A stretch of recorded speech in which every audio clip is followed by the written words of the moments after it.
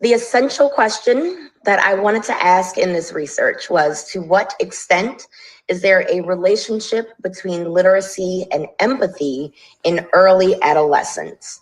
The focus of this was, I knew based on background knowledge and previous research that empathy for others can be found in reading. But there's also just the joy of reading and reading for pleasure that is oftentimes the focus of elementary school age students. And then as they get older, students tend to go off on their own to select their own books and develop their own interests, but they find pleasure in reading about those topics. I also wanted to see how students can learn from multiple perspectives. So all of those topics that I brought up at the beginning of the presentation, I wanted to see what the amount of literature that they were allowed to have access to in their libraries was like. The last thing that I focused on was the emotional intelligence of students. Because of my background in child behavioral psychology, emotional intelligence is one of the bigger foundations that I base a lot of my actions and my research on, because I want to ensure that students have an understanding of not only how they feel, but how others are feeling, in order to help build relationships, whether interpersonally or with other people. And then also, I wanted to have the students and staff have the ability just to have access to this information and to see how their reading or the books that they check out could have an impact on who they are as an individual. Let's see. So the key terms for this research is early adolescence, which would be students in grades 6 and 7. Empathy, which is the ability to understand and share the feelings of others. And that term we will actually be coming back to a little further in the research project, because it does have a much broader definition that it tends to shape how we look at empathy when it relates to literacy. Literacy, of course, is the ability to read and comprehend stories. And literature, for the purpose of this research, is fictional stories told either by or from diverse authors or perspectives. Now, in any research project, there will be project limitations, things that I can't have the full scope of a child's complete background. Because this is a research project that was done without the ability to have the state say that I am allowed to have access to these children on a one-on-one basis or conduct interviews, there was no communication with students or family members. Also, all of the information used in this research is only a surface level of understanding of the students. The books that were checked out that will be used in this research, there is no differentiation between fiction and nonfiction, although I did realize later on that there was only a very small sample of nonfiction books that were actually checked out. Now, for my literature review, I actually had a really good time researching this because, again, my background is in child psychology. And so I have a bit of an understanding of empathy. And it is a topic that has been discussed at length by educators and policymakers and psychologists, philosophers, legislators, and even simply the public. These are all individuals who have some understanding of the importance of empathy as it relates to the development of children and later on the development of young adults and even adults. Empathy is tied into a lot of times mental health. And therefore, there are events that can happen in a child's early childhood that don't manifest until later that dictates how they behave.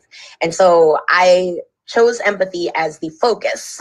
Now, according to Malin in 2013, the term empathy has German origins. And the pronunciation of this term, I may get wrong, but I presume it to be Einfühlung.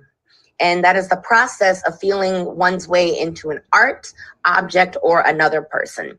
Now, Malin's understanding of this actually was more broad because of the use of art and objects and other people.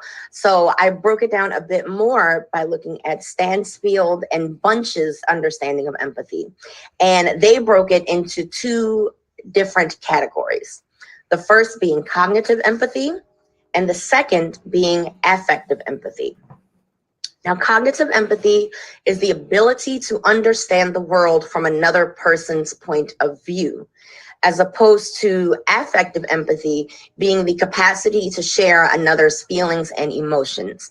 And the easiest way that I could break this down would be to introduce sympathy as another way of thinking of affective empathy. Now, sympathy is when it's closer to affective empathy because it shows that you can share those feelings and emotions. And most times it's because you've gone through what this other individual is currently going through. But for the purpose of this research, I chose to combine all of them to create the definition of empathy as a predominantly cognitive response and an emotional skill that allows a person to feel the emotions of another person or an effective communion with someone. So for the purpose of this research, empathy is a bit broader than what would typically be seen in, say, a Webster's dictionary. And this is also in combination with Colvin's 2017 research and Cotton's 2014 research. Now, when we talk about fiction, because that was the main type of literature that I wanted to focus on in the research, I realized that there were two different definitions of fiction. They both come from Schmidt's 2020 research, but literary fiction places a greater emphasis on character development. So when you look at the types of stories that would be considered literary fiction, they are stories that have the character go through some sort of interpersonal growth or development. And so it is normally presented so that it disrupts the reader's expectations. So whereas you may think that a character is starting the story one way and they will develop along a more traditional frame of thinking, literary fiction tends to throw characters in that tend to take the road less traveled, if you will. So those are stories like Beloved or Anna Karenina by Leo Tolstoy, or Beloved by Toni Morrison, or Anna Karenina by Leo Tolstoy. Whereas genre fiction takes a more plot-driven approach, and they are consistent and predictable themes that tend to reinforce readers' views rather than challenge them. Now, those will be the ones that tend to focus more on the plot structure of the story. So those would be things like romance novels or legal thrillers. And actually a lot of children's novels tend to take that same kind of genre fiction. So if you think of The Diary of a Wimpy Kid, where it's the child, they go through something, they tell a friend about it, and then they learn a lesson at the end. It's more of a consistent storytelling type of novel. Now, being lost in a book is a concept that was brought up by Nell in 1998. And it is the concept that you can read a book and be completely taken in by the story, by the characters, by the plot. In Ball and Veldkamp's 2013 research article, How Does Fiction Reading Influence Empathy? It was basically found that when an individual reads a story, some sort of emotion will be triggered.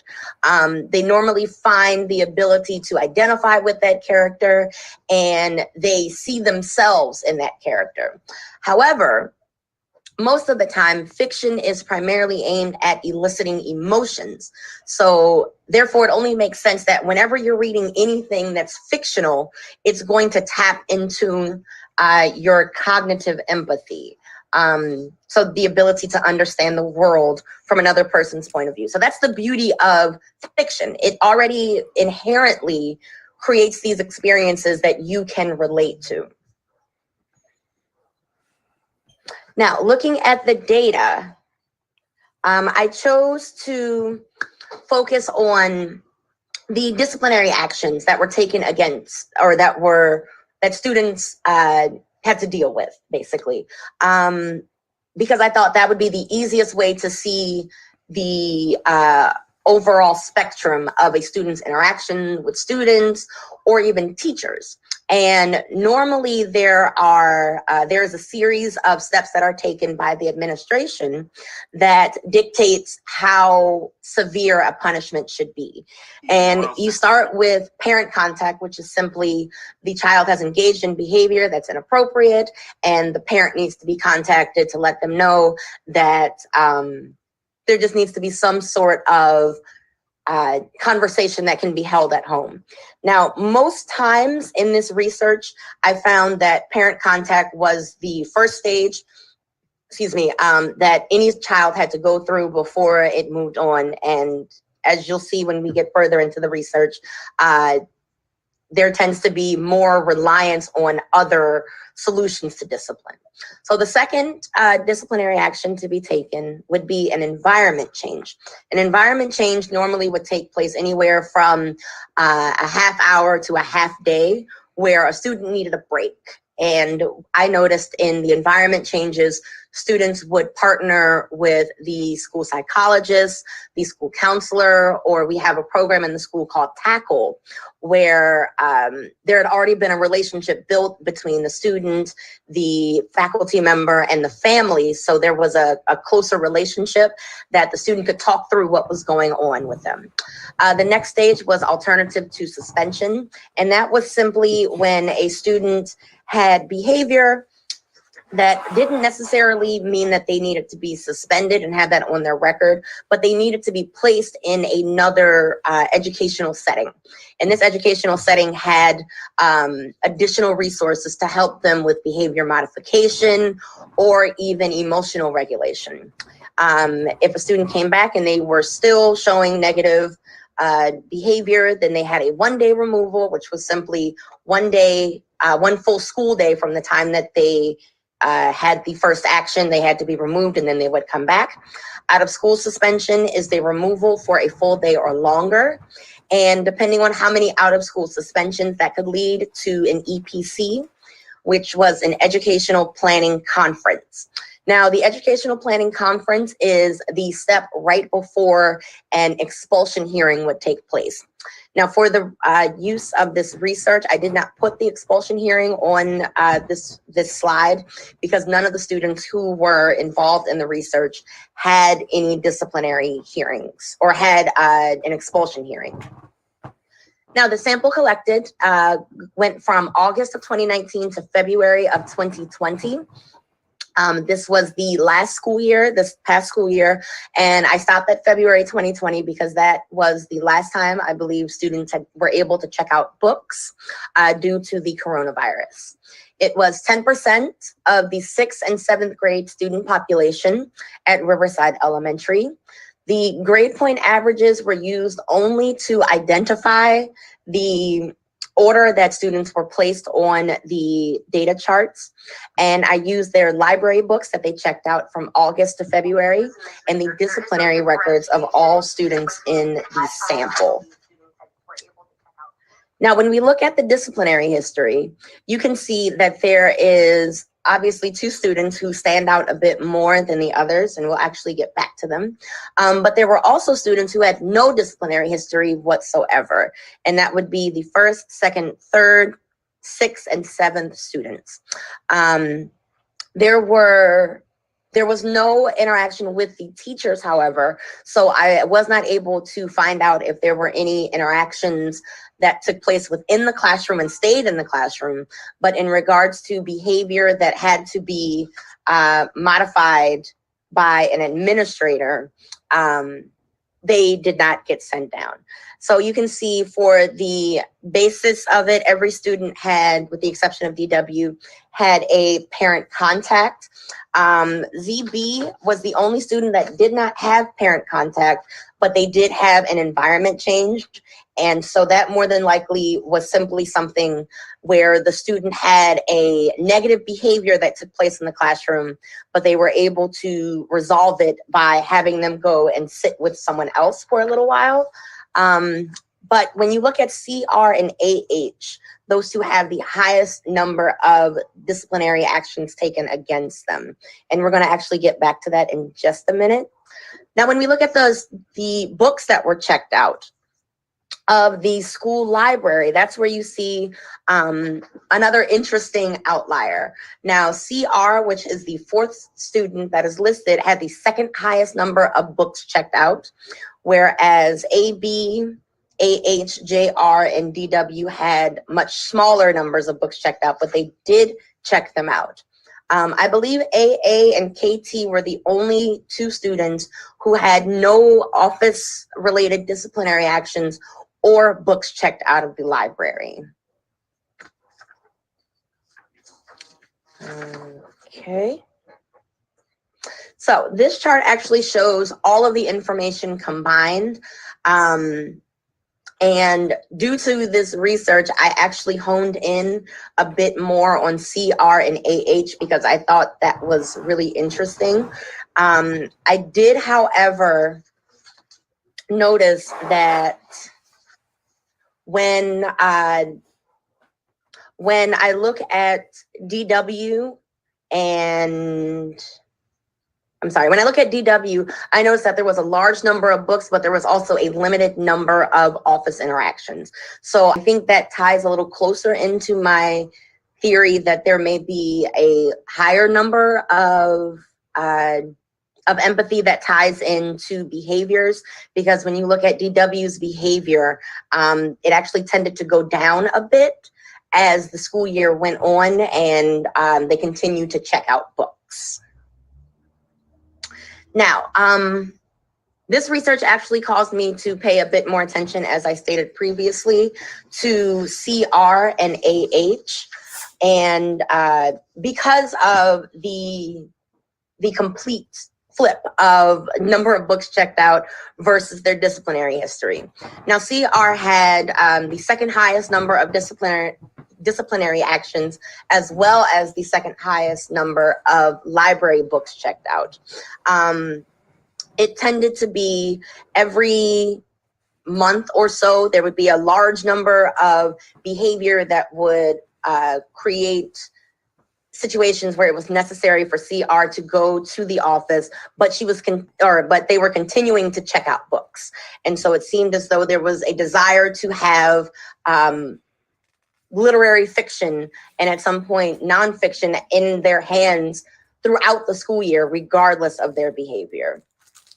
Then you have AH, who started the school year very early with behavior that was just unacceptable in the school building, verbally abusive towards students, verbally abusive towards teachers, refusing to follow given instructions regardless of who was giving the instructions, disruptive behavior in the classroom, consistently not being able to follow directions.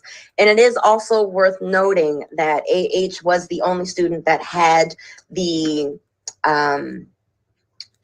educational planning conference, and it was actually right before school shut down for the coronavirus. And so just based on the history of AH's behavior, it would have been likely that they would have had to have an expulsion hearing. So for discussions, my original essential question was, to what extent is there a relationship between literacy and empathy in early adolescence? Now, based on the research conducted, it is to a lesser extent that there is a relationship between the two. However, and I wanted to give you a better understanding of how many infractions or books were checked out.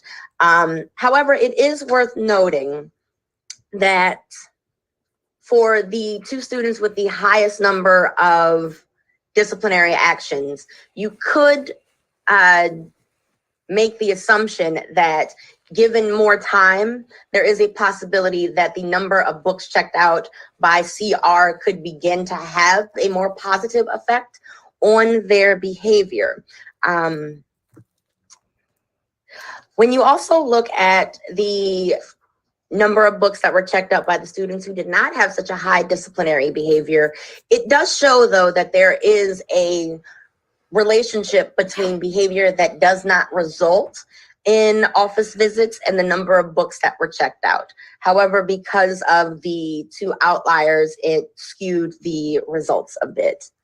So in my analysis, although the research conducted showed that there was a limited relationship between literacy and empathy, there were two examples that require closer review. The first, CR and AH had the highest number of office referrals. However, CR had the second highest number of books checked out of the school library. It is worth further review to find out CR's personality and behavior outside of school, their academic goals, and what their home life is like. It is also worth noting that CR frequently checked out books on the day before or the day of a suspension. And I'm curious to know if there was a correlation between checking out books and expressing negative behaviors. CR expressed an obvious love of literature, and based on the types of books selected, they are likely to have high functioning levels of cognitive empathy, and even though low levels of effective empathy gain the most attention. So what I would be really interested in would be to look further into the students who have high levels of, who have a high level of love of books and literature, but still have behavioral issues, and to figure out if there is a way to, for example, for AH, find books that or to find books that they are actually interested in, and to see if there is any changes in behavior. Now, for the next steps, what I would suggest to Riverside Elementary is to require students to check out books on a bi-weekly basis based on their self-selected interest. So for students who did not have any books checked out, I would want the librarian or the classroom teacher to require them to just choose 2 books. I think that would be a way to broaden their horizons even more, and it would create an opportunity to teach children relevant emotional vocabulary and responses to emotional situations. The last thing I think that would be really good for Riverside would be to create spaces for students to express their emotions in a safe and healthy manner. And if you look to the left of the screen, you will see Plutchnik's Wheel of Emotion, which identifies the 8 basic emotions and then the outliers of those emotions and how they can show up in different ways, but how they are all related to the 8 basic emotions.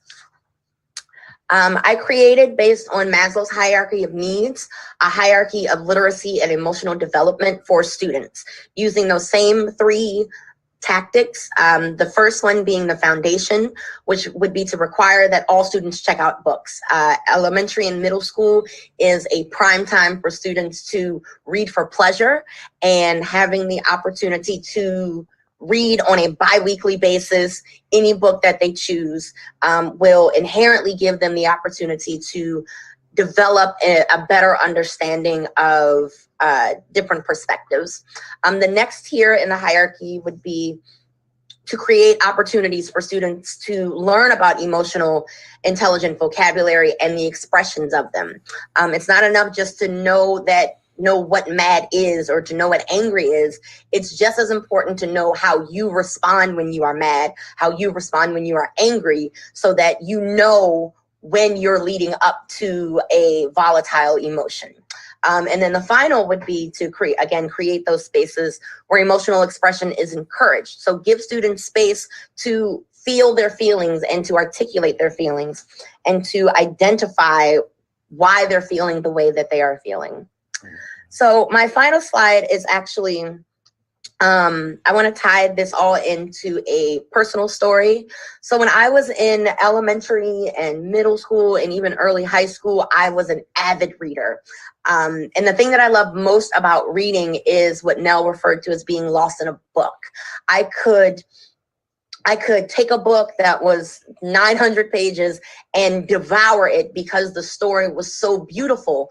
But not only were these stories beautiful, they took me into a world that I was not familiar with. And in doing that, I was able to see diverse perspectives that what Sharon Colvin spoke about, that I talked about early in the research project, to see how different people lived, so that when I came across them, in real life, I wasn't so quick to judge, because I knew more about the perspectives that they were showing, the behavior that they were exhibiting. And it was through something as simple as reading a story about their lives. So the 4 stories that I chose to celebrate were The Short Timers by Gustav Hasford, Their Eyes Were Watching God by Zora Neale Hurston, Richard Wright, The Man Who Lived Underground, which was actually the first story that I read that I remember openly weeping because I was so enthralled by the story, and William S. Burroughs' Naked Lunch, which was the first story that I remember reading that I was just disgusted. I was so enraptured in the story and the world that they were creating that I had a visceral reaction. And the fact that that can happen with something as simple as a book, I believe, shows more about the power of literature and the power of empathy. And it makes it easier to understand perspectives as you go on throughout life. So, while my research did show that there are definitely outliers in life, just like in this research, I still believe that there is an incredibly, inherently important basis and foundation for encouraging reading in students and encouraging empathy through reading. And here are my references. Thank you, Ruth. Yes. Well done. Thank you. Does anyone have any questions? And you can simply just unmute yourself and ask away. Yes, I have a question. Ruth, how did you stumble upon this topic? Like, what made you want to really dive into this?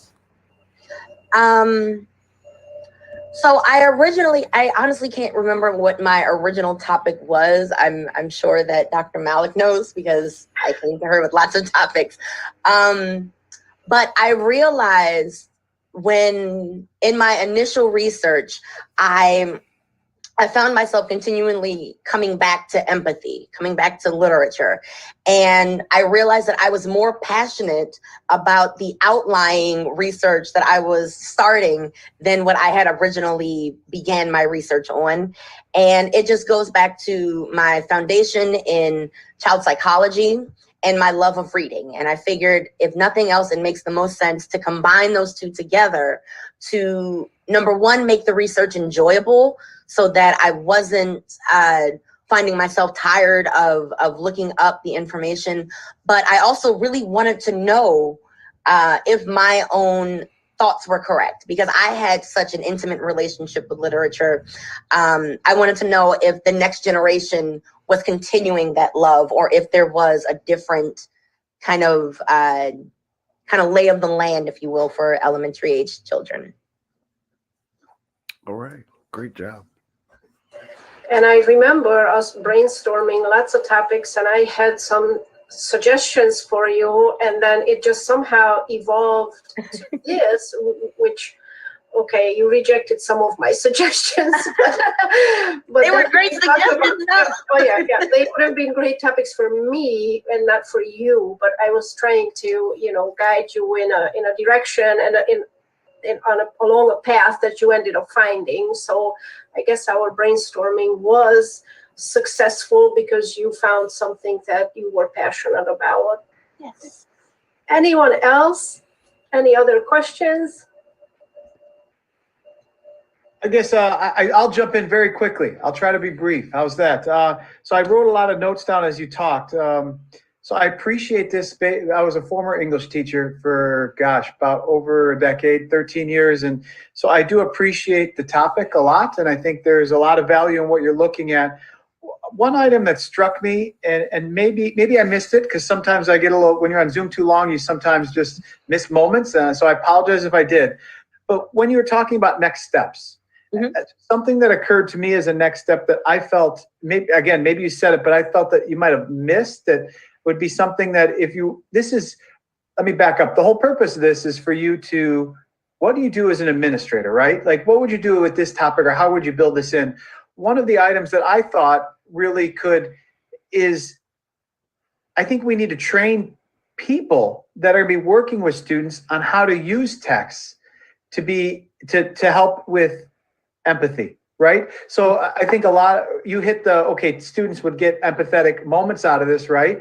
And by doing this, you had another pyramid with Maslow and all that stuff. So I buy all that, yes. But I think the moment that we so often as administrators forget, there's that middle step, right? Of, we need to make sure the people with the students and that are helping and supporting. So this would be teachers, librarians, support staff, people who might be asking about their books, would be able to help them understand how to use it to enhance their empathy.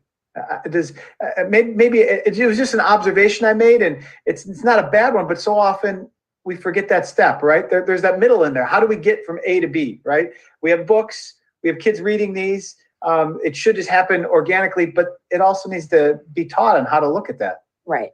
So I think that would be where the second step in that hierarchy, where that would be where the administration would bring in professional development in order to be able to teach the children the emotionally intelligent vocabulary. You have to front load it first for the educators, so that they would be able to teach it. And so and thank you for pointing that out. I think that in the second step, I may have made it a bit too broad, of teaching children emotionally intelligent vocabulary and expressions, that you would have to teach the teachers how to engage with students in a way that wasn't necessarily focusing on a particular subject as it's traditionally assumed, but more of that guidance and facilitating the conversations to allow students to learn these things. And I guess my last point is that that's a scary thing for a lot of teachers to do. No, that I think we can't overlook. We think teachers are capable of doing all these things, right? But I'll be honest, there's some texts that I worked with students that made me uncomfortable, right? Mm-hmm. Having honest conversations with people in different places. Mm-hmm. And I think I'm not challenging you in any way. I think you're on the right path, right? Is where I'm going. And I just want you to continue to think about this, because I think you will be a good administrator, but you need to consider these options of how do we make it a reality, right? Because this has some legs to it, but how do you, that teachers are very uncomfortable unless they know they're supported in talking about certain things with students, right? If I bring this topic up, am I going to get in trouble? Is a parent going to call? Am I going to get, those are all very big concerns. So is that just things to think about as you hopefully move this into reality one day? Okay. Thank you. Now, actually, Dr. Laverick, I do have a question, because one of the other things that I brought up in another class was the role of guidance and school counselors, and how their role has been diminished significantly, not only in their abilities to be in the buildings. I know with Riverside, they have one guidance counselor that they split between two buildings. And so I feel like before even this conversation can happen, it would seem that the guidance or school counselor would be one of the best facilitators of this conversation. How do you feel about that? You're asking my opinion here in this moment. That's a scary thing to ask. I do agree that they would be a wonderful person, but as you mentioned, that they are spread awful thin. Right. It's an area where districts are cutting back and asking more. And do they have the time and ability? That's the other thing. Do they have the ability? They may be, I think it needs to be a team approach. I don't know if that makes any sense, but I think administrator needs to be on board. I think the librarian, hopefully they have a school librarian. So many schools have gotten rid of those too, needs to be on board, because he or she will help students select the right books for them, much like you were talking about, the right book for the right moment. I think the teachers need to be on board. I think the support staff too. I know it sounds absolutely ridiculous, but a person working the lunch line and sees something inappropriate that connects it to, like, hey, what about this? Aren't you reading this book? Or we have those moments where the whole community embraces these things, Right. create change. Do I think a guidance counselor could be a leader for that? Absolutely. But it also has to be a situation where they could do it successfully. Okay, right. Does that help? I don't know if that answered what you wanted. Oh, no, it does. It does. Because I think that's been one of the things, and my mother's a guidance counselor. But I think that's been one of the things that has been probably the most frustrating with school districts across at least Ohio, just the fact that there aren't enough guidance counselors. So I think that would be the step before the step before the step, to make sure that we have people in the building who are able to help facilitate these conversations, even simply as a one-on-one. Because I've had students who I've had to act as the guidance counselor, and I think that's nothing new to any educator anywhere. But just to help facilitate those conversations, because there wasn't a guidance counselor in the building that day. So first, making sure that we have enough bodies in the building to deal with the whole child and deal with the entire student population would be that very first step. Can I say something? Oh, please go ahead. I just, as a counselor, I just wanted to add the part that it's part of the curriculum, actually, the building of empathy, especially in the middle school levels, the middle school grade levels, and elementary school as well. So yes, it definitely is a team approach, but it's already in the curriculum. It's in the national curriculum for social emotional development, and empathy is part of that. But I was kind of interested in the results of her research, because I kind of was thinking that it would go one way, and it had some kind of twist to me, that based on what the hypothesis was, she was going to come up with the result. But Ruth, were you surprised at your results? Were you surprised at what you found with the students? Yes, I was. And I think I spoke with Dr. Malik even about it, and I was shocked. Like, it seemed like a slam dunk, if you will, that yes, reading will make children more empathetic.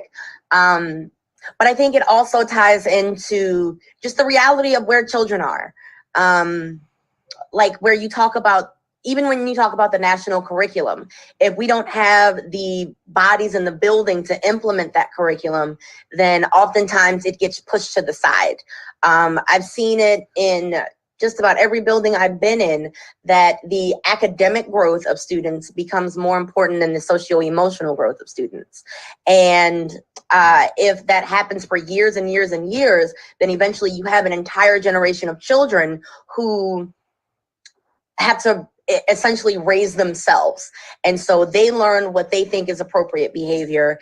And regardless of whether or not it has the desired result from the teacher, if there's no penalty from the parents, the household, what have you, then they will continue in that same behavior. If there's no direct consequences to negative behavior and there's no reinforcement of positive behavior, then that negative behavior obviously continues.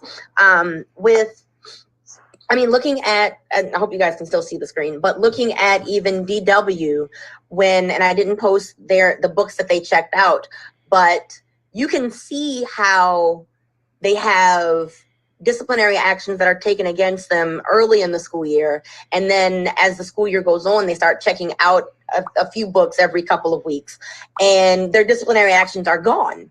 So it's obvious that there is some form of remediation, if you will, or there's some form of accountability for the behavior of the student that takes place outside of just the consequences that happen in the office. And then they tend to turn to books to have and build better relationships. Because, like I said, even though it's only 6 books, there's still an obvious decline in negative behavior. So there is some correlation, I believe, there, but it just gets outweighed by students who have more of a history of office-related behavior leading into the school year, and then it just continues throughout. And I think you mentioned it at the start that this was one of the limitations of the research, the lack of perspective from the students, bringing them in as research subjects, which was not part of this project. But certainly, that would have given you additional really valuable data and would have made the answer to the question a little bit more valid, in my opinion. Mm-hmm. But, nevertheless, I think that it was still an interesting exploration into the connection of discipline and empathy. And just to go back to the previous connection about, what is the role of administrators in there, and this, Ruth, and that the leader, the school leader, and the leadership matters, right? And so as a school leader, you'll have the opportunity to implement your vision. And if this is an area that you feel strongly about, then you will find ways to push your faculty and staff towards implementing this vision. And some of the things cost money, yes, like having the staff, all the staff that you need. But some of the things you can get there just by having that vision and having that belief in the importance of literacy and empathy. And that will drive everything that you do as a leader and a role model, and you surround yourself with a leadership team who values that. And, it will have that trickle down effect to your faculty and staff. Anyone else has any questions or comments?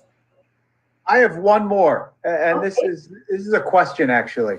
So last one, I felt I talked too much and gave a statement. This is a real question. Looking at your experience to this moment right here, right? So this could be your coursework you started 2 years ago. What do you think, all the way up to right now, right? What do you think, either going through this project, what is the most valuable thing that you've learned in the past 2 years? And you don't have to go long, just very quickly. I'm just curious what it is and why. Let me make sure I'm not muted. So the most valuable thing I have learned, I think, was in the second semester. Dr. Beth Polito teaching us about the 8 basic emotions. I think I did a lot of work internally in the classes that I took with her, because I had to come to grips with who I was as an educator, and who I wanted to be as an administrator. And I think that was some of the hardest work that I had done in years, because everything else had come from a very academic standpoint. A lot of it was based in theory. A lot of it was just telling what I read or reiterating what I read.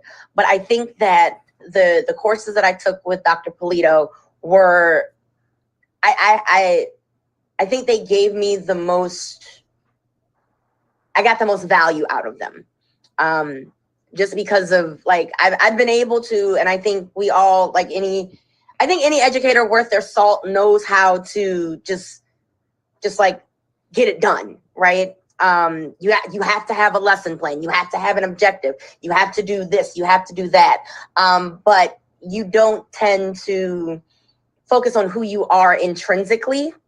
And I think that was the hardest thing that I had to do, and I got the most value out of the full 2-year program. Thank you. Yes. Any other questions before we wrap this up? Or comments?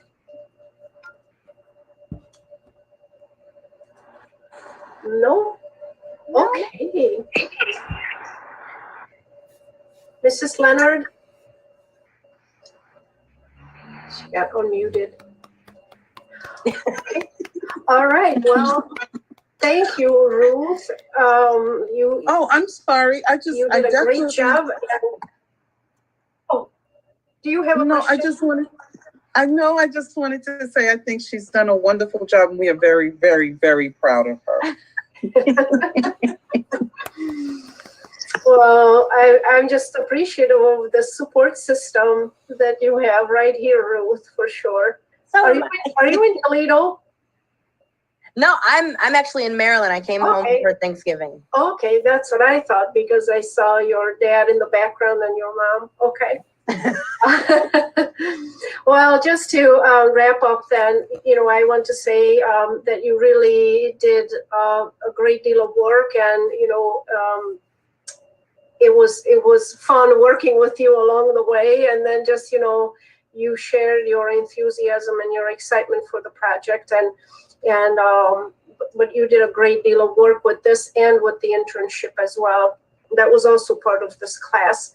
So the only thing that I would need from you is to make sure that you add this project, PowerPoint or PDF, to that e-portfolio. Okay. And then link that, or just share that link with me on that Canvas assignment. That's the last thing that I would need. Okay. Ruth, okay. Okay. And otherwise, congratulations. Well done. It was interesting and enjoyable. So I hope to see you at graduation. I know it's going to be drive-by with waving and all of that, social distancing, but I hope to see you there. And thank you all of you who have joined us tonight. Hope you enjoyed it. Thanks, Julian. All right. All right. Have a good night, everyone. Thank you. You too. All right. Bye-bye. Bye.